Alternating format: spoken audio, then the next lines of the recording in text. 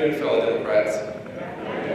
The last time I got the chance to take this stage was at the Democratic State Convention in 1988.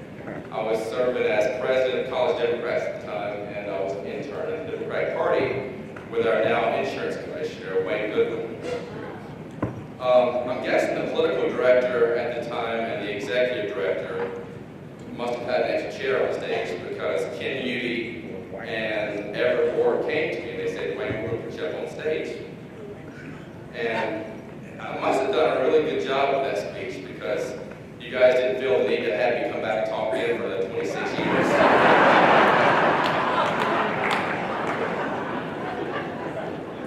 And the last time I got to take the stage, 26 years ago, I also had to share it with an obscure Southern governor from Arkansas named Bill. I'm not trying to take any kind of credit for what happened to him after that. I want to let my colleague Nathan know who fell the last person that shared the stage with me. And I'm sure you all know what I'm talking about. His wife's my president.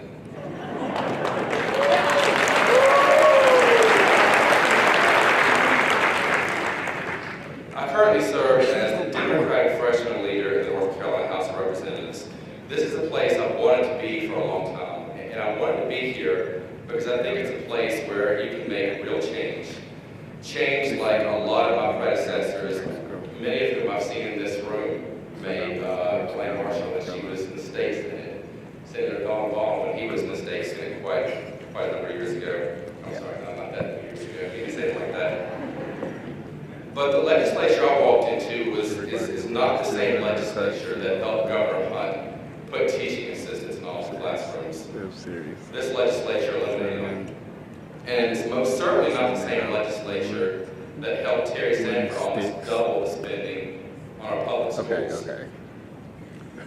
Terry Sanford established the North Carolina School of the Arts. That's our progressive history. But it's not the legislature I walked into. When we debated funding for public schools last year, the most memorable debate I can remember came from a colleague across the aisle.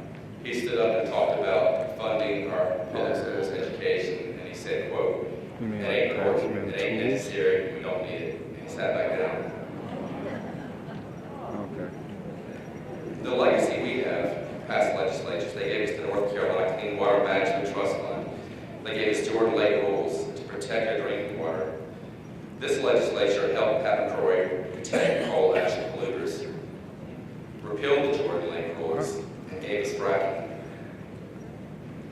What is she looking for? I started preparing for today thinking I was going to list the 10 worst votes, and that might motivate us all to go out and work harder. It took about 3 minutes, and I realized I had about 30-something things listed down the page. So I promise I'm just going to mention a few. I can definitely speak for a few minutes here. One of the most upsetting things to me was how this legislature treated the poor. In 1921, North Carolina's legislature gave us a progressive tax code to help build our university systems and our roads.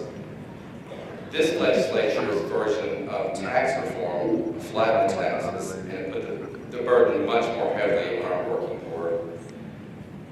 They took away even more from North Carolina's working families when they repealed the earned income tax credit. But one of the worst assaults on working families is what they did to our unemployment insurance. They slashed it, they cut it in half.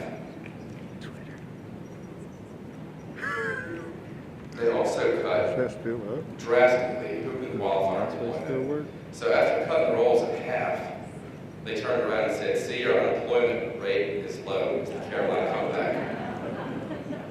I could go over these examples for days and days. But the number one vote that upset me the most in the legislature was the denial to extend health coverage to more than 500,000 North Carolinians.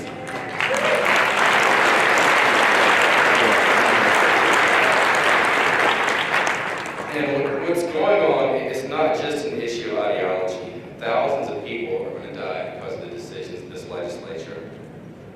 I went to college at NC State because I wanted to go where my progressive governor, Jim Hunt, went to school. But when my out-of-state friends called from law school, they keep asking me what's happened to North Carolina. And I try to explain to them that that's not who we are, that it's not our history. have a somewhat unique history for a southern state. North Carolina's progressive roots are deep and long.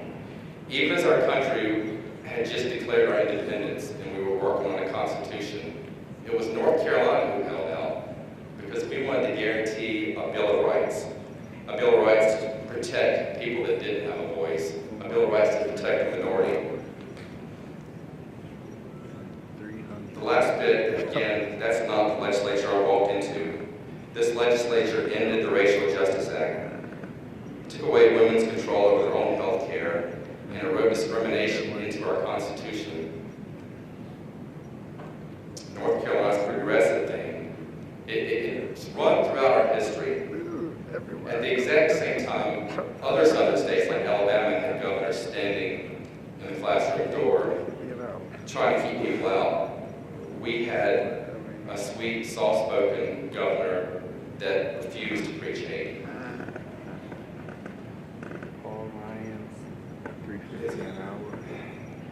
We can get that North Carolina back, but it's not going to be easy because of the draconian voting bill that just passed and the severe gerrymandering.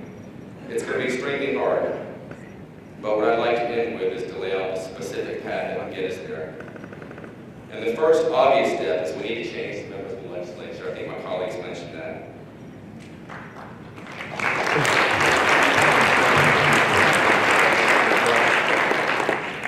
The hard truth is we all know that's not going to happen this year. But the demographics are changing. I've seen the polls, I've seen the numbers. It's something we can do. If we take back to 7 seats in the House or 3 in the Senate, we can end the supermajority of the legislature and sustain the governor's veto. So the next obvious step is we got to change the governance.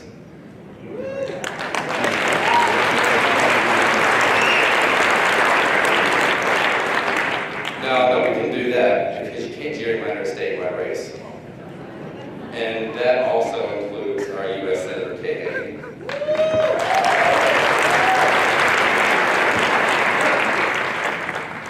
Last thing I'm going to ask you to do today, which I know tons of people have asked you, is to go ahead and take that first step towards sustaining Governor Cooper's veto power. And that's to collect checks and write at least one check to a candidate in a swing district. I've seen quite a few of them here. Just met one up in Asheville. Remember, we only need 7 House members or 3 Senate members. So pull out your checkbook, write a check to Billy Richardson in Fayetteville, Sarah Crawford, Kim Hatchett, or Gail Adcock here in the middle of the state, Brian Turner, I know I saw him today up in Asheville, or Stan White down in Outer Banks. Thank you so much for letting me speak today. I guess I'll see you guys in another 26 years.